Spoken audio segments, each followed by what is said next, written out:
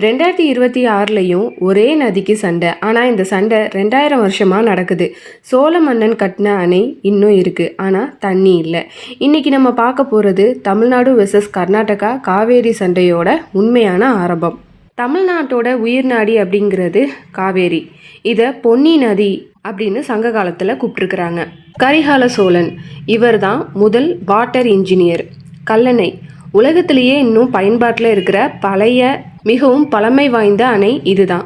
காவேரியை ரெண்டாக பிரித்து டெல்டா முழுக்க விவசாயம் பண்ண வச்சாரு. அப்போது சண்டை கிடையாது. ஏன் அப்படின்னா மேலே காவேரி பாயிற பகுதியும் சோழாவுக்கு கீழே தான் இருந்தது. அடுத்து ராஜராஜ சோழன். இவர் தஞ்சை பெரிய கோயிலில் கட்டின அந்த காலத்தில் தான் காவேரி கரையோரம் 1000க்கும் மேற்பட்ட ஏரிகளை வெட்டினாங்க. காரைக்கால் இது சோழர்களுடைய ஒரு முக்கியமான துறைமுகம். காவேரி தண்ணி வழியாக தான் உலகத்துக்கே அரிசி மசாலா இதெல்லாத்தையும் எக்ஸ்போர்ட்